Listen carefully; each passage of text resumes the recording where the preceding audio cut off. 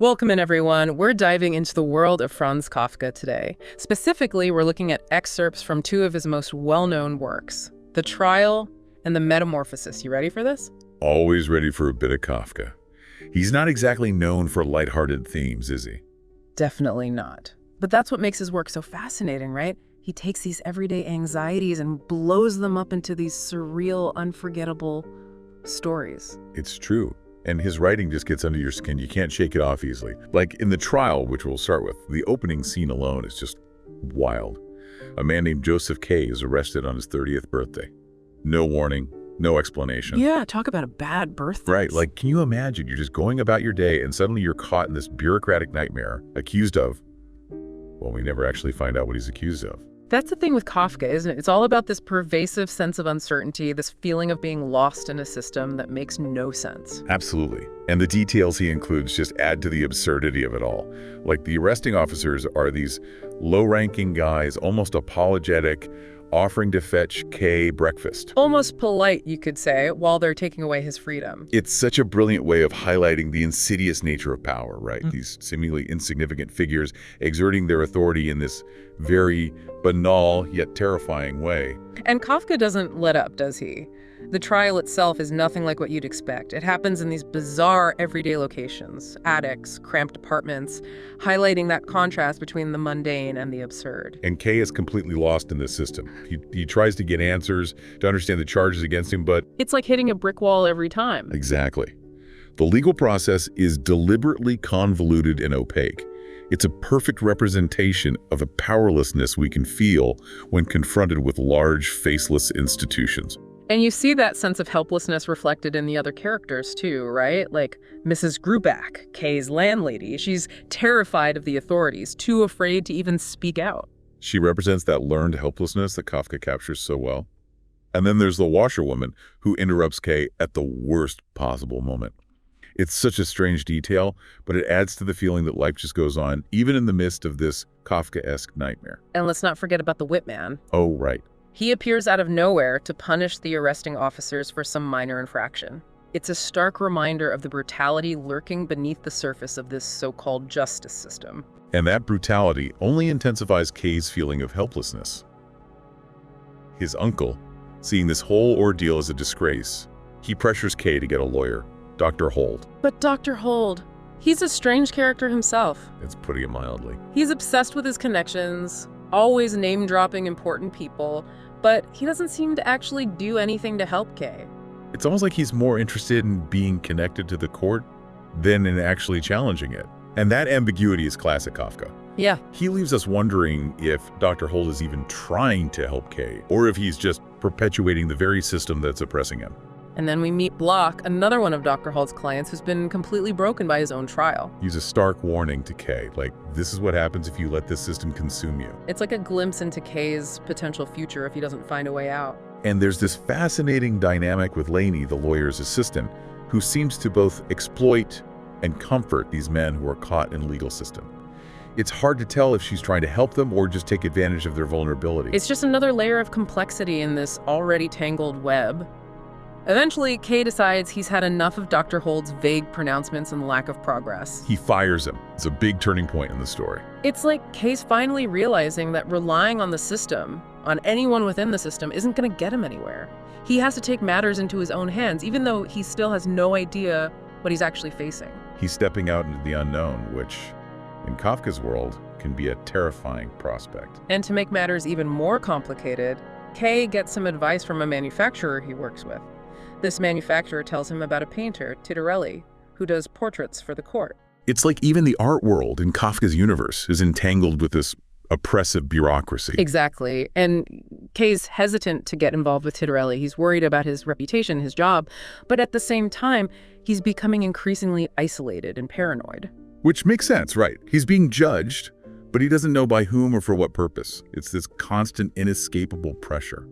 So what does he do? He gives in and visits Titorelli's studio, hoping for, what, some kind of guidance maybe? A way out of this mess? It's a desperate move, for sure. Us. And what he finds in Titorelli's studio is, well, let's just say it's not exactly reassuring. I can imagine. It's Kafka, after all. Nothing's ever straightforward. So what happens when Kay enters that studio? It's a chaotic scene, full of half-finished portraits. And Tittarelli himself is this strange, almost manic figure. He insists on Kay's innocence, which you'd think would be comforting, but there's something off about it, right? exactly. It becomes clear that Tittarelli, even though he operates within this court system, he doesn't actually understand it any better than Kay does. He offers these vague assurances, these potential avenues for acquittal, but None of it feels certain. None of it feels real. and that's the point Kafka's making, isn't it? Well, There's yes. no escaping this system. It's all-encompassing, and even those who seem to have some kind of inside knowledge are ultimately powerless against it. So that visit to Tittarelli is like the final nail in the coffin for Kay's hope. It's a turning point towards despair, for sure. His anxiety just spirals from there. He feels like he's being watched, constantly judged, and the walls are closing in. And we as readers, we feel that too, don't we? That sense of claustrophobia, of impending doom. It's like Kafka's pulling us right into Kay's nightmare. He was a master of creating that kind of atmosphere of psychological suspense. So how does it end for poor Joseph K? Do we ever find out what he was accused of? Does he manage to escape this bureaucratic labyrinth? Well, about that, the novel ends with Kay being executed. Oh, wow. Just like that. No trial, no last-minute reprieve, no chance for redemption. Nope, he's simply led away by these anonymous figures and, well, let's just say it's not a pretty end. His final words, though, they're incredibly powerful. He says, like a dog. Like a dog. What a gut punch. What do you think Kafka's trying to convey with that final image? I think it speaks to the dehumanizing nature of these systems, these institutions that we create. They strip us of our individuality, our dignity, even our right to a fair trial. It's a chilling thought, isn't it, that we can be reduced to, well, to use Kafka's word, to dogs in the eyes of these faceless authorities. And what's even more disturbing is that we never find out what Kay was accused of. It could be anything or nothing at all. That's the absurdity of it all. It's a reminder that we're all vulnerable to these systems of power, that none of us are truly safe. Okay, well, that took a bit of a dark turn, didn't it? Kafka will do that to you. Before we all spiral into existential despair, though, maybe we should shift gears a bit to the Metamorphosis. It's a different kind of story, but it also explores these themes of powerlessness, alienation, and, well, it's Kafka, so there's definitely some body horror thrown in for good measure. Definitely body horror. The Metamorphosis takes the idea of feeling like an outsider, feeling alienated from your own life, and pushes it to this really grotesque extreme. So give us the rundown. What is the Metamorphosis actually about? It's about a traveling salesman, Gregor Samsa, who wakes up one morning transformed into, are you ready for this? A giant insect. Talk about a rude awakening. Right, and we're not talking about a beautiful butterfly here. Kafka doesn't specify what kind of insect Gregor becomes, but he describes it in pretty vivid detail. This hard, armored shell, lots of legs. It's not a pretty picture. I can imagine. So how does Gregor react to all of that? You'd think he'd be horrified, right? And he is, eventually. But his initial reaction is actually quite practical. He's worried about being late for work. Classic Kafka right there. Juxtaposing the mundane with the utterly bizarre. Exactly. It's like he's highlighting the absurdity of our everyday routines, the way we cling to normalcy, even when our lives have been completely upended. So how does his family react to, to all of this? Their reaction is really at the heart of the story. They're horrified, of course. Who wouldn't be? They see Gregor as this disgusting creature, and they start distancing themselves from him, both physically and emotionally. So not exactly a picture of familial support. Not quite. Their disgust highlights the way in which physical differences can lead to social isolation. Gregor becomes the other, something to be feared and ostracized. And his transformation completely changes their family dynamic, doesn't it? It forces them to confront their own vulnerabilities, their own anxieties. His father, who's initially depicted as weak and passive, he has to step up and become the provider, a role Gregor can no longer fill. And what about Gregor's sister, Greet? How does she handle all of this? Greet's relationship with Gregor is really complex. At first, she's the one who shows him the most compassion. She takes care of him, brings him food, tries to understand what he needs, but even her empathy has its limits. So even within his own family, Gregor's experiencing this profound sense of isolation. Exactly. And it only intensifies as the story progresses. Remember how we talked about that feeling of being trapped in the trial? It's like being caught in a web you can't escape. Exactly. Well, Gregor's literally trapped in his own home. He can't go out, he can't communicate with his family, and he's constantly hiding from their judgmental eyes. And then there are the lodgers, which just adds another layer of... Creepiness. Yeah, that's the word. Those guys always freak me out. They're like these sinister clowns. invading Gregor's already fragile world.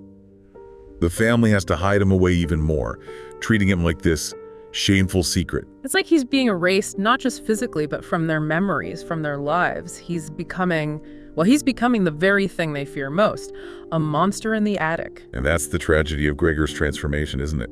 It's not just that he's become an insect, but that he's lost his humanity in the eyes of those he loves most. So what happens next? Does Gregor ever find a way to break free from this isolation, to reconnect with his family, with the world outside his room? Or is he doomed from the moment he wakes up as that thing? Doomed is, well, that's a strong word, but his ending isn't exactly a happy one. Oh, no. Okay. What happens? He does have one last flicker of hope, though. Remember how we talked about Greepy playing the violin? Right. She's trying to make some extra money for the family, right, by playing for the lodgers. Exactly. And Gregor, drawn by the music, he comes out of his room. He's so starved for beauty, for connection, and he thinks maybe he can recapture some of that through his sister's music. Oh, that's heartbreaking because, of course, it backfires, doesn't it? It does. The lodgers are horrified. The family is mortified. It's like all of their fear, all of their disgust, it just bubbles to the surface. And Gregor, he sees all of that, right? He sees how they really see him. He does, and it's too much. He's injured in the commotion, and he retreats to his room, utterly defeated. So what, he just gives up? Essentially. He dies shortly after that. Oh, wow. It's strange, though, because as tragic as Gregor's death is, there's a sense of relief, isn't there? For the family, I mean. Absolutely. They're free from the burden of caring for him, free from the shame he represents. It's awful to say, but Kafka doesn't shy away from these uncomfortable truths, does he? Not at all. In fact, he seems to revel in them, in that darkness. Which brings me back to something we were talking about earlier, that feeling of unease. That's what I always come back to with Kafka. That sense that something is off. He's a master of creating that unsettling atmosphere. And I think it's intentional, don't you? It's like he's trying to shake us out of our complacency, to make us question the assumptions we have about ourselves, about the world. Absolutely.